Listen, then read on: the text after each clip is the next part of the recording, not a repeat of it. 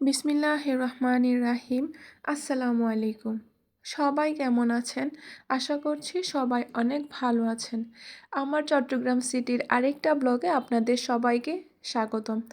This is the second part at Chittagong city. এটা হচ্ছে চট্টগ্রাম সিটির বাঁশবাড়িয়া যে সি বিচটা আছে ওইখানে।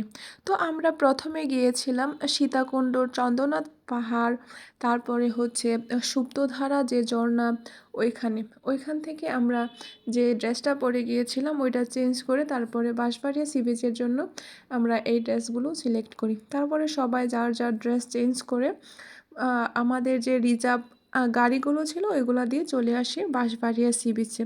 তো নামার পরে আমরা মেনলি গিয়েছিলাম ফেরিঘাটের ওইদিকে।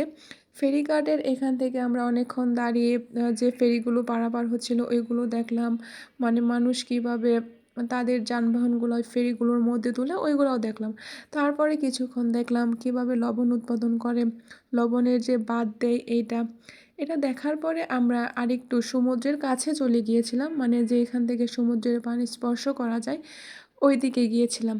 তো জাকিয়াকে বলছিলাম চলো আমার সাথে একটা ভিডিও করো, মানে সে আমার ভিডিওতে আসতেই চায় না, সে একটু ইন্ট্রোভার্ট টাইপের আর কি। তাকে দিয়ে ভিডিও করানো অনেক কষ্টসাধ্য একটা কাজ, মানে যুদ্ধ করার মতন একটা অবস্থা। তো আমার এই ভিডিওটা আপনারা অনেক আগে রিলসের মধ্যে দেখে ফেলেছেন, কারণ এটা আমি রিলস দিয়েছিলাম।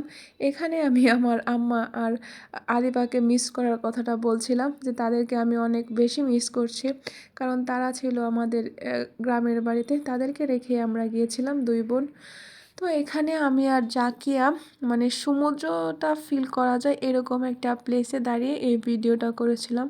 আমরা যখন গিয়েছিলাম তখন ছিল বাটার সময়, যার কারণে বেশি পানি ছিল না।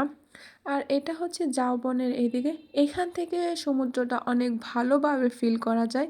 এখানে জাকিয়াকে দোলনায় বসিয়ে ভিডিও ক্লিপ নিচ্ছিলাম, মানে তাকে মেমোরিজ ক্রিয়েট করে দিচ্ছিলাম আর কি। ধন্যবাদ সবাইকে।